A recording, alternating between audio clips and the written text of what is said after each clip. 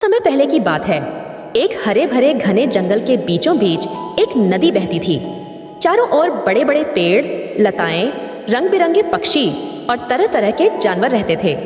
उस जंगल का नाम था सतरंगी जंगल, क्योंकि जब भी बारिश होती पेड़ों के ऊपर इंद्रधनुष ऐसे चमकता जैसे किसी ने पूरे जंगल पर रंगों की चादर बिछा दी हो। जंगल के बीच में रहते थे 3 अच्छे दोस्त, बबलू हाथी, ताकतवर लेकिन भोला, चिंकी बंदरियां, शरारती और होशियार, मोती हिरनी, तेज और समझदार।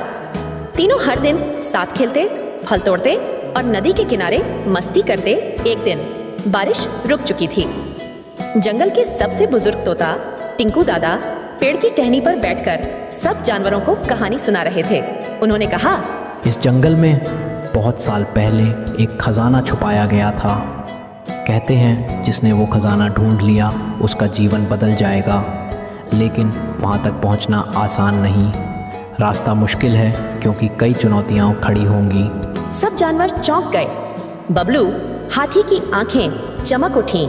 चिंकी बंदरियां उछलकर बोली, नहीं नहीं, ये जरूर कोई जादुई खजाना होगा। जो भी हो, अगर हमें मिल गया तो हम जंगल की मदद कर पाएंगे। अगली सुबह तीनों दोस्तों ने ठान लिया वे खजाना ढूंढने निकलेंगे। पहला पड़ाव कांटों का जंगल। जंगल का एक हिस्सा सूखा और डरावना था।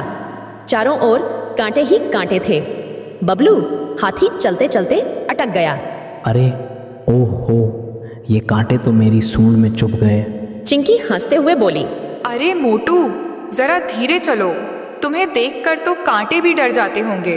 बबलू ने अपनी ताकत लगाई और सूंड से कांटे हटाकर रास्ता साफ कर दिया। दूसरा पड़ाव तेज नदी। थोड़ा आगे एक गहरी नदी आ गई। पानी बहुत तेज बह रहा था। मोती हिरनी घबराई। अगर मैं कूदी तो बह जाऊंगी। अरे बबलू, हमारे पास है ना, तू हमें अपनी पीठ पर बिठाकर पार करा दे। वाह, अब तो मैं नाव भी बन गया हूँ। तीनों ने मिलकर नदी पार की। तीसरा पड़ाव सांपों की गुफा।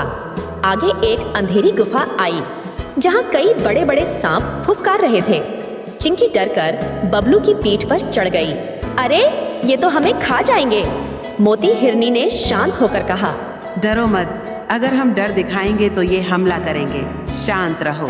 उसने धीरे धीरे गाना गाना शुरू किया।